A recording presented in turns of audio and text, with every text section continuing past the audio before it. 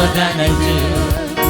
Learn to seek your face and the knowledge of your grace. I want to praise you.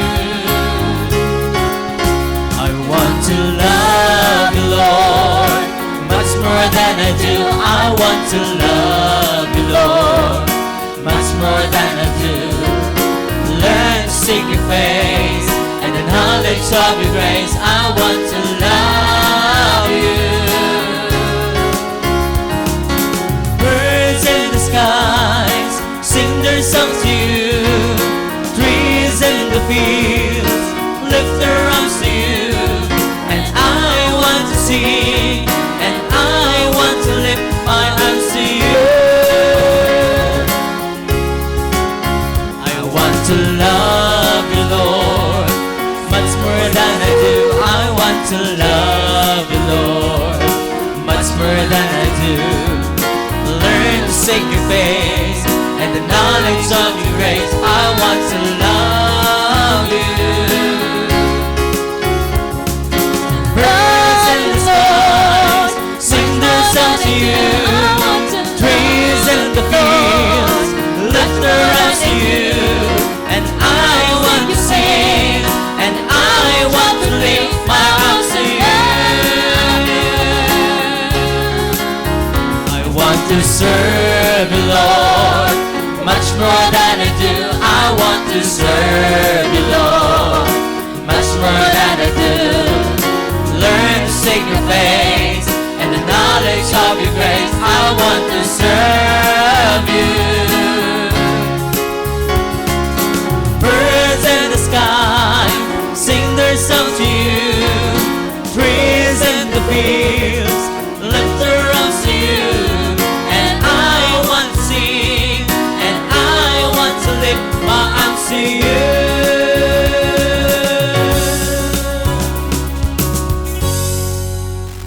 So, sa liwat mayong gabi sa amon mga televiewers nga naka-subaybay gid sining programa ang Sound of Worship. Kabay sa gayapon magapabili kamo dira sa inyo tagsa ka panimalay kag opdan ninyo kami sa sulod sang isa ka oras kapag pahayag sang hinimuan sang Dios sa amon kabuhi. Ang aton tipiko bago lang gin ang basang aton utod nga Brother Ayan ang about don't ask small. So ano ang pangayon naton big? Amen. Amen. Siyempre, big. Amen. Dako gid. And ako gid. So, subong nabatian naton ang pag-testify sang aton utod regarding subong na naton nga topiko no kung paano ang Dios nagupod sa iya kabuhi. Nakita gid naton nga ang ginadesire sang aton tagipusoon ang aton ginhandom kung huptan naton ini sim pagtuo then mabato naton kay wala sang imposible sa Ginoo kung nangin natuduon lang kita. Kung nagahulat kita bala, kung wala kita nagadali-dali, kay ang pag-abot sang grasya sang Ginoo, ginasakripisyohan ina, ginapangayo ina, ginadesire ina. Pag after mong mga desire, then lakton mo, ginalakat ina, agud maangkon mo ang imo handom sa kabuhi. Paris mo na kung nagatuon ikaw, kung naga-eskwela ikaw, kinanglan kung may mga assignment ikaw, kinanglan mo gitun-an. Kay sigurado ko kung nagatuon ikaw, mataas ang imo score, ang imo grades. Amo man na ang pagtuon naton kinang ginalakat. Gani subong ang basa to ni Tadjo. Sang ginhandom niya, kag gindesire niya, then ginlakat niya, ginahimo niya. Ang mga butang nga sa diin maangkon niya inang grasya nga ginaangkon subong niya. Gani mga utod, ginasiling namon sa inyo ang Dios naton wala nagakatulog. Kung may kalantaon gani, natutulog ba ang Diyos? Natutulog ba ang Diyos? Para sa akon hindi. Ang Diyos naton ara lang permi nagaupod sa aton. Kaya ang iya presensya wala nagabulag sa aton kung nangin sentro siya sa aton kabuhi. Gani mga utod, salamat gid kabay sa gihapon, hindi ka mo magkataka mayong gabi sa tanan. Sakto ginambal mo, Brother Chan, no, nga ang Ginoo wala gid kakatulog sa tanan gid nga tinion, no, always kwan gina siya ya, mugtaw gina siya, kag ready to hear your prayer, kumbaga, no, nang kag ara kung ano man na kadako kung ano man kagamay ginahata gid ina kun nagakabagay kag kun para gid bala sa aton, di ba? Kun syempre kung nang ginapangayo naton nga do ka bahul man kisa, di ba? Kisa kitandan mga kabahulan ginapangayo naton, di ba?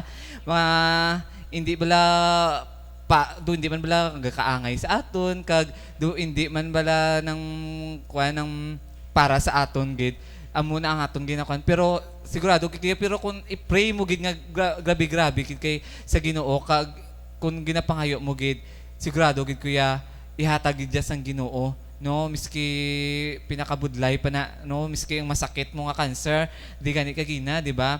Ginaayo ang lalaki nga may kuliti sa mata, no, may stay sa mata ti nang for 5 long months nag-suffer siya ti kun miski hindi siya ang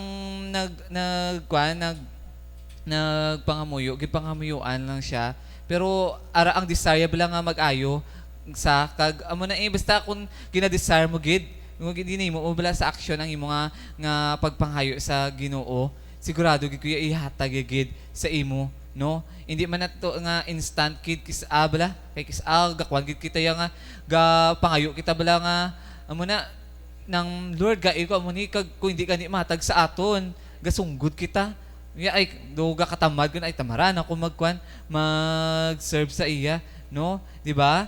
Nang amugid kita na klase nga mga tao nga kailangan gid naton once pangayo naton nang kailangan mabaton gid naton, di ba?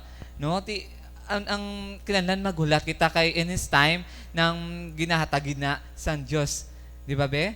Actually, no, ako na tamaan gid ko na sa topic ta nga don't ask more. May mga questions ako sa mind ko nga una-una para sa akon daan hindi ko gani ka pangayo biskan gamay dako payhan do mo na bala sa akon sa mind ko sa una.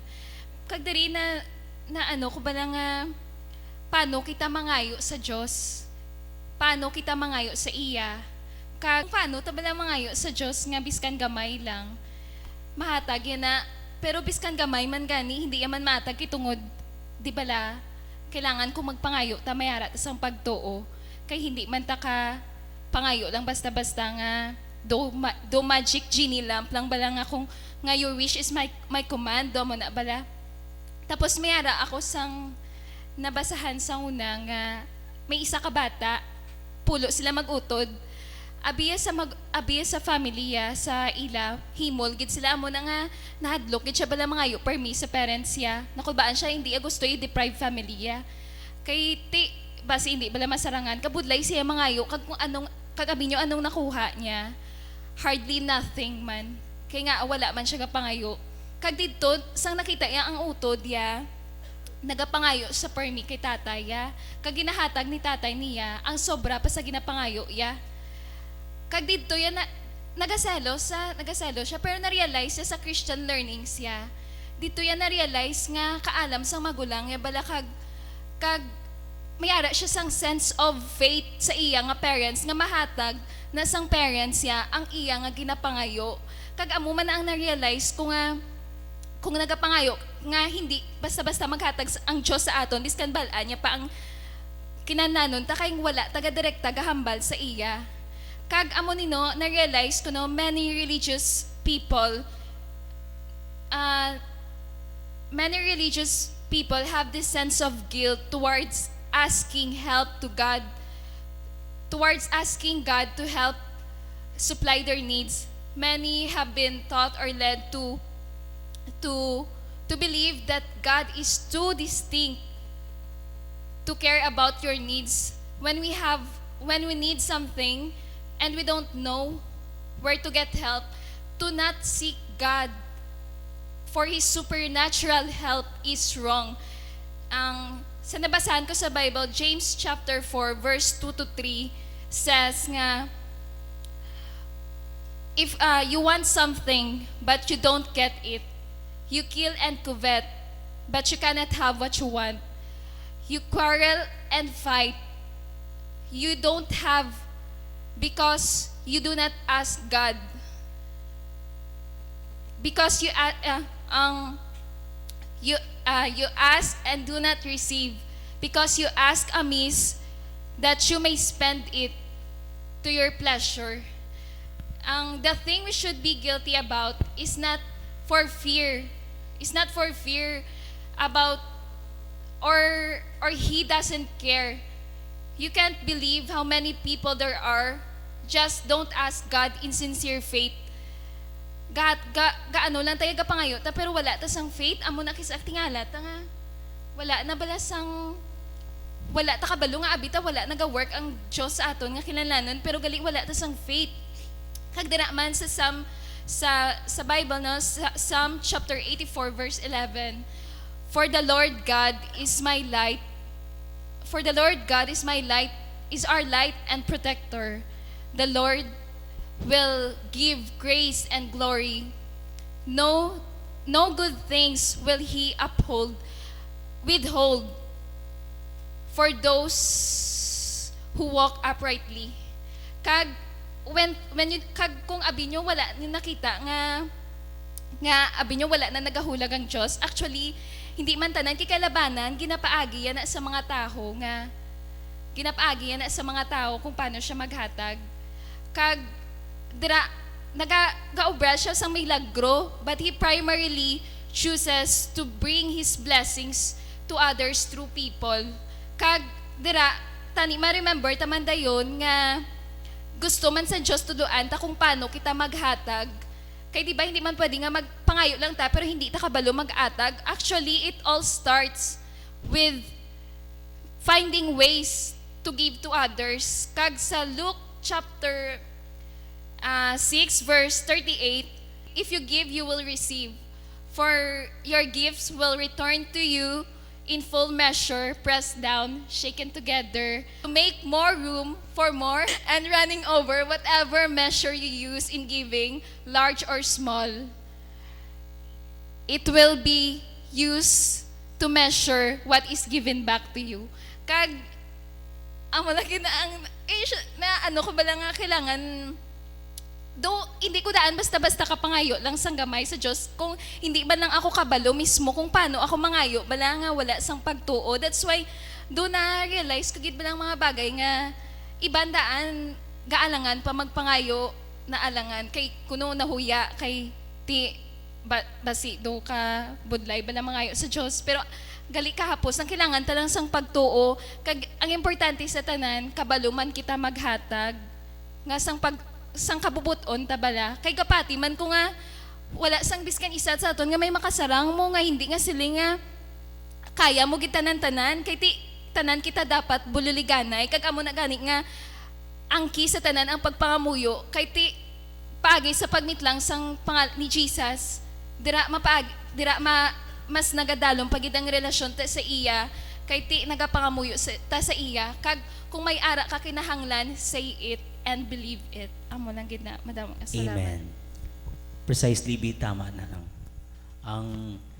ang kinanglan sang isa ka tawo agud maangkon niya ang ginapangayo sa Ginoo kinan persistence. Hindi nga pagpangamuyo mo sa Ginoo tani magabot ni after a week, after a month la magyapon natak-an ka na. Ang Diyos kung premi mo siya ginakulit. Kung ikaw bala, premi ka ginakulit. Kisa may mga gigal sa dalan, may mga gapangayo-ngayo. Kisa kuliton ka na nila. Di matak-an ka, mahatag ka na lang. Ang Diyos naton, wala nagakataka. Paminsaram naton, premi ang Diyos naton, wala nagakataka. Tungod siya, mahigugmaon nga Diyos. Mahinatagon nga Diyos. Ang kakulang lang naton, ang inang persistent na kita. Kumbaga mangin, consistent na kita kinan kuliton ginaton ang Dios agud malabot naton mga ginhandom. Amen.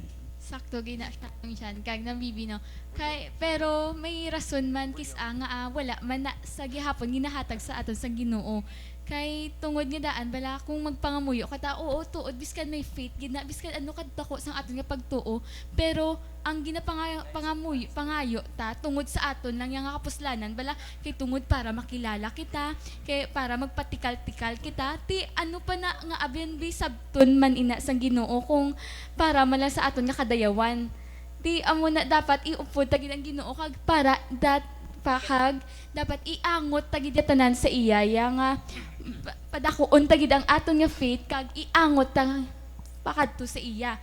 Kay kung may direksyon ina ang aton nga pagtuo kag kung ano ang aton ginapangayo, maihatag gina sang Ginoo. Nga ihatag gina sang wala na sampag pangindindi pa na nga pa duwa-duwa pa na iya basta nga para sa Ginoo ya ihatag ya gina, pero gani nga para lang sa imo nga kadayawan, para lang sa kalibutanon ay biskan ano gina kadako mo nga pagpangamuyo, biskan adlaw-adlaw kapag taga oras-oras kapag pangamuyo hindi gina pagsabton sa Ginoo. Amo gina amatuod mga brothers and sisters nga yara gida sa mo kang dire di ba sa aton sakto gina iya nga basta sa kadayawan talang ya wala gina iya makuha. Oo, kag premi na ginahambal ni Brother Edwin sa aton nga kanlan kung ginabuhat naton ini, di ba? Kanlan i-offer ginaton sa Ginoo, di ba, gang?